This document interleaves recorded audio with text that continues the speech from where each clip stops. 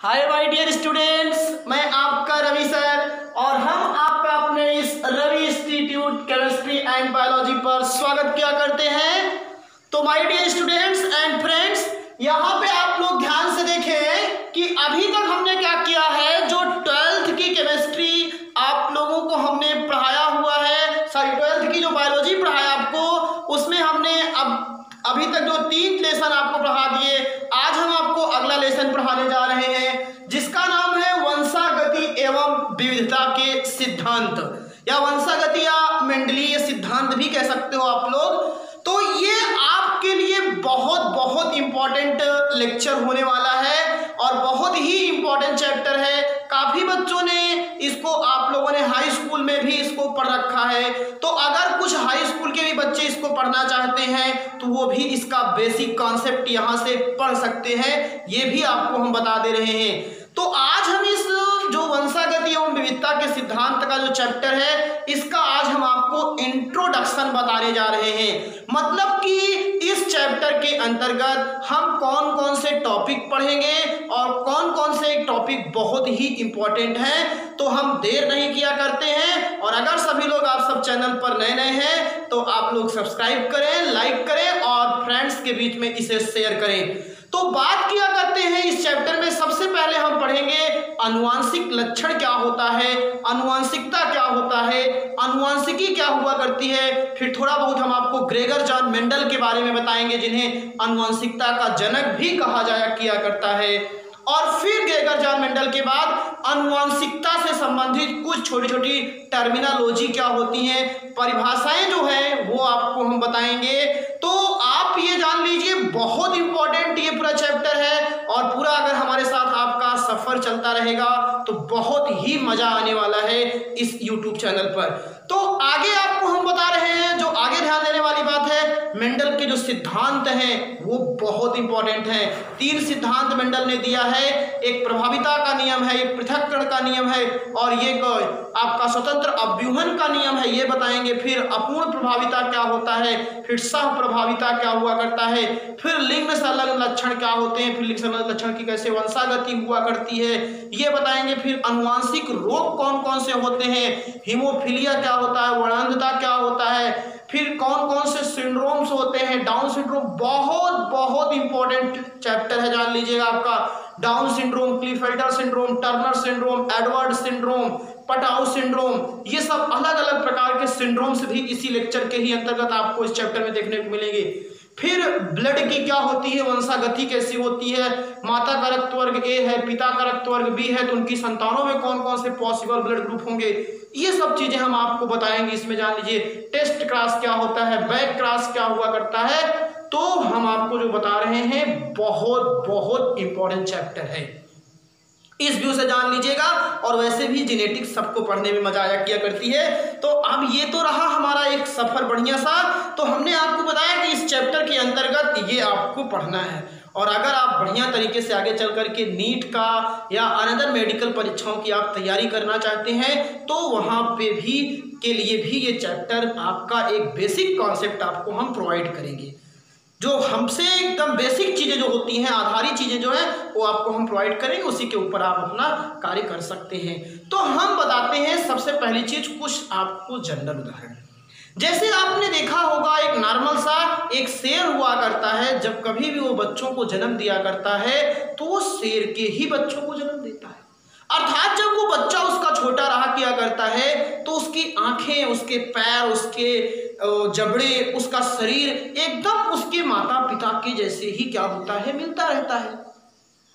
तो साइंस के सामने ये समस्या थी कि ये बताइए कैसे ऐसे हुआ कि जैसे ही उसके माता पिता हुआ करते हैं वैसे उसकी संतानें हुआ करती हैं। ये तो आपको मैंने एक उदाहरण छोटा सा बताया। और अगर आप उदाहरण देखना चाहते हैं, जैसे देखते हैं घर में एक छोटा सा बच्चा जब जन्म लिया करता है कभी, तो काफी लोग उसको ये कहा किया करते हैं कि इसकी आंखें तो मम्मी को, पिताजी को नाक, चाचा जी को शरीर का रंग, आकार, तो अलग अलग तरीके से सुनने को आपको क्या हुआ करती हैं, बातें देखने को मिलती हैं। तो ये क्या है कि ऐसा जो हुआ करता है, दोनों में सिमिलरिटीज बताने का प्रयास किया करते हैं। और कभी कभी ऐसा भी होता है जैसे माता पिता हुआ करते हैं, संतान उन्हीं की जैसे हुआ करती है। और ऐसा भी कभी संतान जो हुआ करती है वो माता पिता से थोड़ा भिन्न हुआ करती है, मतलब कुछ उसमें समानताएं भी पाई जाती हैं और असमानताएं भी पाई जाती हैं। तो इसके बारे में लोगों के लिए ये समझना मुश्किल था कि ये कौन सा ऐसा चीज होता है जो ये एक पीढ़ी से दूसरी पीढ़ी में ले जाता है। तो इसके बारे में सबसे पहले एक वैज्ञानिक थे जिनका नाम था सर ग्रेगर जॉन मेंडल।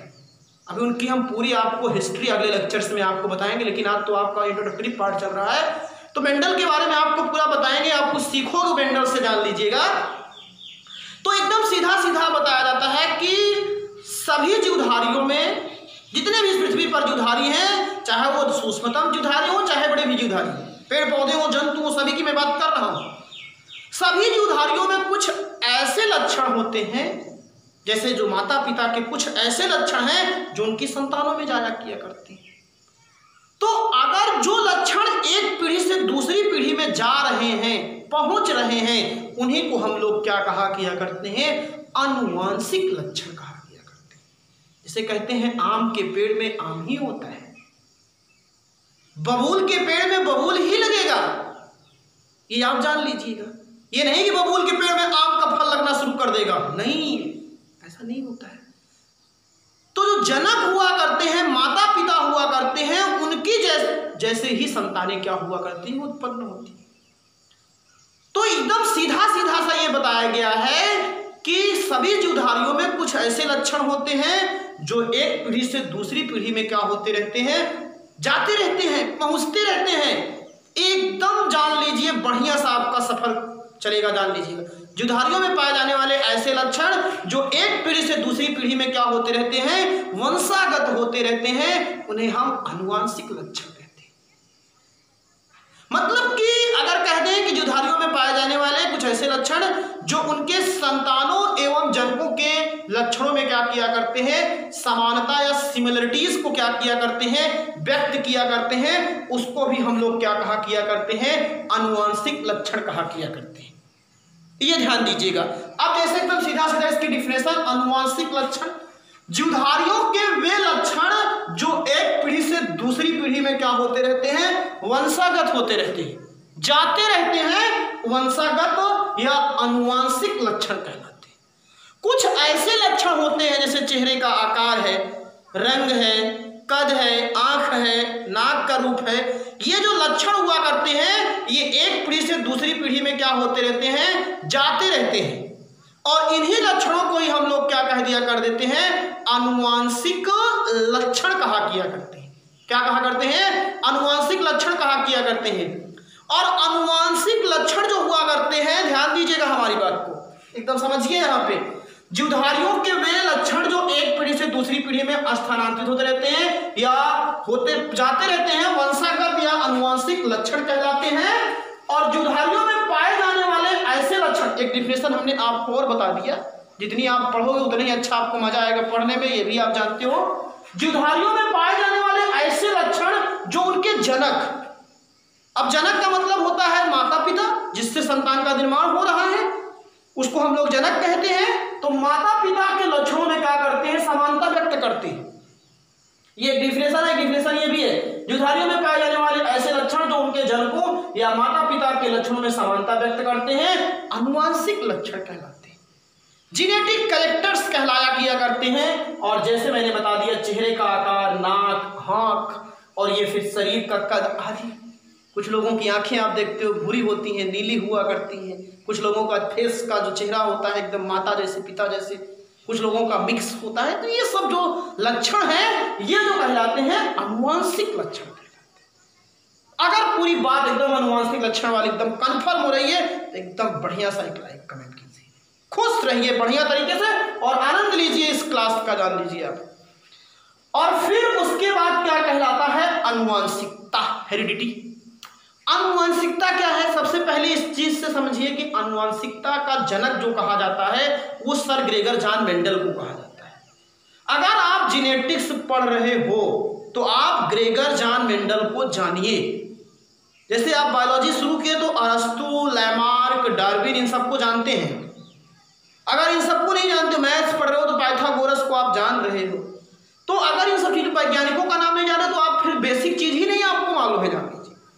तो आनुवांशिक बहुत बहुत बार पूछा जाता है क्वेश्चन, अनुवांशिकता का जनक किसे कहा जाता है? तो बच्चे सोचते हैं कि सब लैमार्क ने ही किया है, डार्विन नहीं, डार्विन लगा दी खुश के मारे। नहीं, अनुवांशिकता का जनक सर ग्रेगर जॉन मेंडल को कहा जाता है। और अनुवांशिकता है क्या चीज? अनुवांशिक लक्षणों का देखिए थोड़ा सा डिफरेंस है। ऐसे लक्षण जो माता पिता एवं जनकों में क्या संतानों एवं जनकों में समानता व्यक्त करते हैं उनको अनुवांशिक लक्षण कहते हैं। लेकिन अनुवांशिक लक्षणों का एक पीढ़ी से दूसरी पीढ़ी में पहुंचना या वंशागत होना ही क्या कहलाता है? अनुवांशिकता कहलाता है। अनुवांशिक लक्षणों का एक पीढ़ी से दूसरी पीढ़ी में पहुंचना या जाना ही क्या कहलाता है? अनुवांशिकता कहलाता है। और अनुवांशिकता का जनक किसे कहा जाता है? सर ग्रेगर जॉन मेंडल को कहा जाता है। ये जान लीजिएगा, किसको कहा जाता है? सर ग्रेगर जॉन मेंडल को कहा जाता है। अनुवांशिक लक्षणों का एक पीढ़ी से दूसरी पीढ़ी में वंशागत या पहुंचने की क्रिया ही अनुवांशिकता कहलाती है। और अनुवांशिकता का जनक सर ग्रेगर जॉन मेंडल को कहा जाता है। ये बहुत चीज इंपॉर्टेंट है। सर ग्रेगर जॉन मेंडल, अनुवांशिकता का जनक किसे कहा जाता है? सर ग्रेगर जॉन मेंडल को कहा जाता है। ये चीज आप ध्यान दीजिए, एकदम विधिवत तरीके से समझिए बस केवल आप। और फिर उसके बाद ये पूछी गई है कभी कभी ये डिफिनेशन आपसे, अनुवांशिकी क्या है? जेनेटिक्स किसे कहते हैं या इसको जनकिकी कहा किया करते हैं? तो तीनों डिफिनेशन समझ रहे हो ना। अनुवांशिक लक्षण बताया, फिर अनुवांशिकता बताया, और अब फिर हम आपको बता रहे हैं क्या? अनुवांशिकी या जेनेटिक्स क्या होता है, इसको कहते हैं जेनेटिक कैरेक्टर। ये जान लीजिएगा। तो अब आपका क्या हुआ करता है, जैसे मैंने बता दिया कि अनुवांशिक लक्षण एक पीढ़ी से दूसरी पीढ़ी में जाते हैं और एक पीढ़ी से दूसरी पीढ़ी में अनुवांशिक लक्षणों का जाना ही अनुवांशिकता कहलाता है। और मैंने बताया था कि अनुवांशिक लक्षणों में क्या होता है, कुछ जनक एवं उनकी संतानों के बीच में क्या होता है? समानताएं पाई जाती हैं। ये भी ध्यान दीजिए। और कुछ क्या हुआ करती हैं? समानताएं नहीं पाई जाती हैं। ऐसा भी आप ध्यान दीजिएगा। ऐसा नहीं हो कि जैसे माता पिता होते हैं वैसे एकदम पूरी संतान होती है ना, कुछ ना कुछ उसमें विभिन्नताएं पाई जाती हैं। और ये विभिन्नताएं क्यों होती हैं, क्यों डिफरेंशिएशन होता है, यही सब चीजों पे तो ही आधारित है पूरी जेनेटिक्स आपकी। और अगर आप जानना चाहते हो तो डिफरेंशिएशन इसलिए होता है क्योंकि आपको मालूम है कि गैमेट्स में क्रॉसिंग ओवर होता है। मेयोसिस जब होती है तो उसमें क्रॉसिंग ओवर के कारण गुणसूत्र के जुड़े हर बार बदल जाते हैं, जिसके कारण जो संतानें होती हैं उसमें डिफरेंशिएशन आ जाता है। दो संतानें जुड़वा संतानों को छोड़कर के एकदम दूसरे से समान नहीं होती हैं।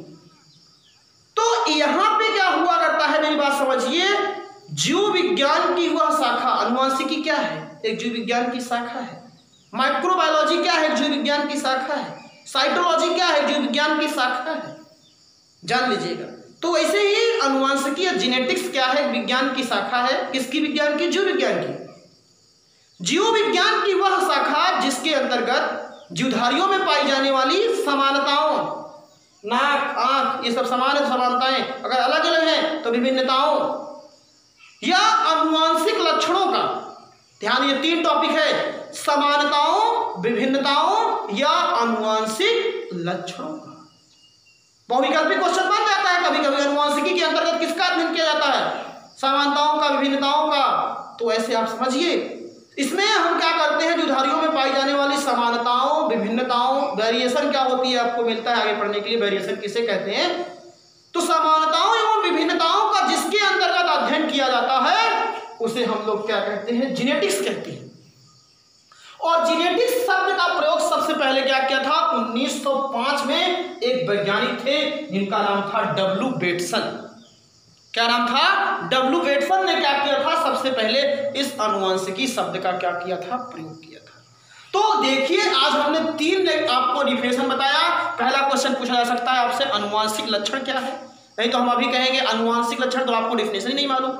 फिर अनुवांशिकता क्या है? और ये क्वेश्चन बहुत इंपॉर्टेंट है, अनुवांशिकता का जनक किसे कहा जाता है? सर ग्रेगर जॉन मेंडल को कहा जाता है। क्यों कहा जाता है? क्योंकि इन्होंने अनुवांशिकता के सिद्धांत दिए हैं। प्रभाविता का नियम है, पृथक्करण का नियम है और स्वतंत्र अभ्यूहन का नियम है। और फिर उसके बाद अनुवांशिकी क्या है? ये जीव विज्ञान की वह शाखा है जिसके अंतर्गत अनुवांशिकता और जीवधारियों में पाई जाने वाली, देखिए एकदम लिखा है, जीव विज्ञान की वह शाखा जिसके अंतर्गत जीवों में पाई जाने वाली समानताओं, सिमिलरिटीज, विभिन्नताओं, डिसिमिलरिटीज, डिफरेंशिएशन का अध्ययन किया जाता है उसे अनुवांशिकी कहते हैं। और अनुवांशिकी शब्द का प्रयोग सर्वप्रथम किसने किया था? डब्ल्यू बेटसन ने किया था। जो अच्छा सिविल सर्विसेज की अगर तैयारी करना चाहते हैं तो उनके लिए भी ये लेक्चर बहुत इंपॉर्टेंट है। पीसीएस आईएएस की अगर जो तैयारी करना चाहते हैं वहां पे भी सब चीजें पूछी जाती हैं। 12th की एनसीईआरटी बायोलॉजी लेवल पूरा तैयार करना पड़ता है। तो ये भी आप जान लीजिए एकदम विधिवत तरीके से आपको पढ़ने को मिल रहा है। और ये सब आप लोगों की दुआ है कि बढ़िया से इसको पढ़िए और इसको एक नोट्स बनाइए ताकि जो हमारी मेहनत है वो बेकार ना जाए। ये आपका ध्यान दीजिए और अपने फ्रेंड्स के बीच में अगर शेयर करेंगे तो उन लोगों को भी कुछ बेनिफिट मिलेगा, वो लोग भी कुछ पढ़ सकते हैं। तो आज की क्लास यहीं ओपन करते हैं। कल हम एक नई एनर्जी के साथ आएंगे और आपको कल ग्रेगर जॉन मेंडल का लाइफ स्टोरी थोड़ा बताएंगे, फिर कुछ टर्मिनोलॉजी बताएंगे। तब तक के लिए मस्त रहो, खुश रहो। थैंक यू, धन्यवाद।